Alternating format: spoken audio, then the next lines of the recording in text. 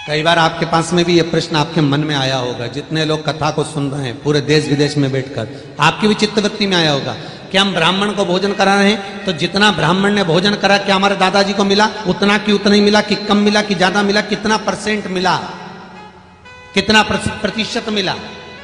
हमने गौ माता को भोजन दिया अपने दादाजी के निमित्त से, हमने गौ माता को चारा दिया हमारे काका जी के निमित्त से, हमने गौ माता को भोजन दिया हमारी माता जी के निमित्त से, उसको कितना परसेंट माता को मिला, कितना प्रतिशत दादाजी को मिला। हमने अगर स्वान को रोटी दी तो उसका कितना परसेंट मिला, हमने कौवे को अगर भोजन दिया है श्राद्ध पक्ष में तो कितना परसेंट मिला। ये हर व्यक्ति के मन में एक प्रश्न आता है कि हम अगर दे रहे हैं कौवे को भोजन, हम बच्चे कहते हैं मम्मी कौवे को क्यों देती है, कागा को क्यों दिया, तो उसका भाग कितना है। एक ब्राह्मण को भोजन कराया उसका कितना परसेंट मिलेगा, एक गौ माता को दिया उसका कितना परसेंट मिलेगा, एक कुत्ते को भोजन दिया उसका कितना परसेंट मिलेगा, अगर कौवे को भाग दिया है तो उसका कितना परसेंट मिलेगा। श्राद्ध पक्ष में जो भाग हमने ब्राह्मण, गौ, कागा, स्वान को जो दिया गया है उसका कितना परसेंट भाग हमारे पूर्वजों को, हमारे गए हुए जीवों को प्राप्त होता है। गरुड़ पुराण में जयंत ने इंद्र से यह प्रश्न,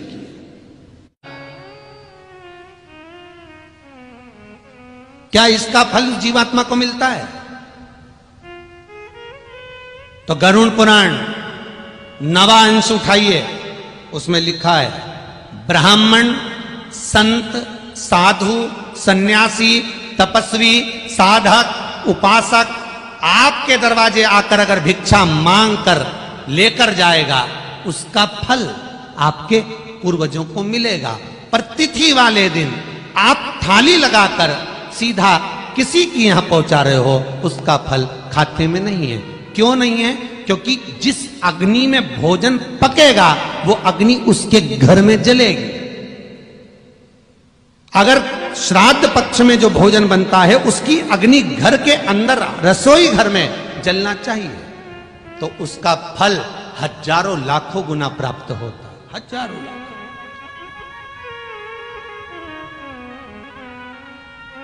हजारों लाख। महाराज, ब्राह्मण का आधा हिस्सा पूर्वजों के खाते में जाता है। कितना सुंदर लिखा है गरुड़ पुराण के अंदर, कितने समय तक श्राद्ध पक्ष में एक तिथि में जो ब्राह्मण भोजन करता है उसका भाग पूर्वजों को कितने समय तक चलता है। ब्राह्मण, गौ, स्वान, कौआ, 4 जब श्राद्ध पक्ष में भोजन ग्रहण करते हैं उसका हमारे पूर्वजों के पास कितने समय तक चलता है। एक तिथि का भोजन जब ब्राह्मण आपके घर में करता है उसका भाग शास्त्र कहता है 4 श्राद्ध होते हैं। कितने श्राद्ध होते हैं? 4। हिंदू धर्म में 4 नवरात्रे होते हैं, 4 श्राद्ध होते हैं। 4 नवरात्रे, 4 श्राद्ध स्टेप में चलते हैं। पहला श्राद्ध, अभी ये श्राद्ध होने के बाद में फिर 4 महीने बाद एक श्राद्ध आ जाता है, फिर नवरात्र आती है, गोपनीय नवरात्र आती है, फिर चैत्री 2 नवरात्र तो आप जानते ही, एक चैत्र की एक अश्विन की, पर बाकी के बीच बीच में नवरात्र आती है गुप्त, उसके पहले श्राद्ध आता है। 4 महीने तक एक श्राद्ध से लेकर दूसरे श्राद्ध की तिथि तक तुमने जो भोजन कराया उसका भाग जीव को प्राप्त हुआ। फिर गौ माता को जब तुमने रोटी दी है श्राद्ध में, थाली निकाली है गाय की, उसका भाग इस एक श्राद्ध पूरा हुआ, अगले श्राद्ध से अगले श्राद्ध तक चलता है। फिर स्वान का, फिर आखिरी में कौवे का रहता है महाराज, सबसे आखिरी में। ऐसे पूरे 4 महीने निकलने के बाद में 4-4 महीने का गैप करते करते 12 महीने के क्रम को पूर्ण करते करते ऐसे मिलाते मिलाते फिर कौवे का और फिर ब्राह्मण का श्राद्ध पूर्ण आता है, तब जाकर हम मुख्य श्राद्ध पर पहुंच पाते हैं और तुम्हारा खिलाया हुआ भाग जीव को धीरे धीरे धीरे धीरे प्राप्त होता रहता है। धीरे ब्राह्मण का मिला आधा, गौ माता का जीव को केवल 25% प्राप्त होता है। क्यों? गौ माता जिस चारे को खाती है, गौ माता जिस गुड़ को खाती है, गौ माता जिस भोजन को करती है, उसका 75% देवताओं के खाते में जाता है। देव खाते। सारे 33 कोटि देवता इसलिए कहते हैं गौ माता के अंदर विराजमान है, क्योंकि गौ माता से वो भाग भी लेते हैं और गौ माता को देते भी। इसलिए हमारा हिंदू धर्म कहता है कि गौ माता के निमित्त यदि हमने 1 रुपया भी निकाला है, गौ माता के निमित्त यदि हमने 1 रोटी भी निकाली है, तो उसका लाखों गुना पुण्य हमारे खाते में आ जाता है, लाखों गुना।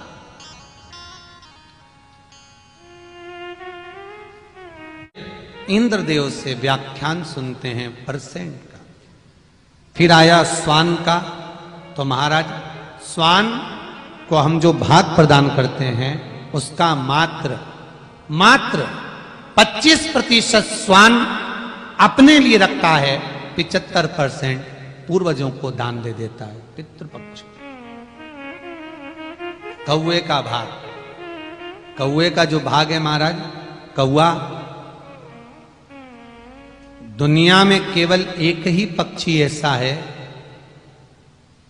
एक ही पक्षी ऐसा है जो पितरों के लिए पूर्ण समर्पित है, और वो कौआ है, केवल 16 श्राद्ध में कौए को जो भोजन मिलता है, कौआ वो भाग पितरों को दे देता है, और उसकी जो उदर में विष्ठा बनती है, वो विष्ठा कौआ जहां तहां छोड़ देता है। दुनिया में केवल एक कौआ ही ऐसा पक्षी है जो बड़ और पीपल, जो पितरों के वृक्ष हैं, बड़ भी पीपल का वृक्ष, पितरों का वृक्ष है, और पीपल भी पितरों का वृक्ष है। केवल दुनिया में एक कौआ ही ऐसा पक्षी है जो इन महान वृक्षों को, पीपल और बड़ जैसे वृक्ष को जन्म देता है। इसके सिवा कोई दूसरा पक्षी किसी वृक्ष को जन्म नहीं दे सकता। श्राद्ध पक्ष में कौआ जो भोजन ग्रहण करता है, उसका सारा भाग पूर्वजों को देता है। पूर्वज उसके फल अनुसार कौए के उदर की जो विष्ठा है, उससे बड़ का पेड़ और पीपल का पेड़ पितरों के आशीर्वाद से प्रकट होता है।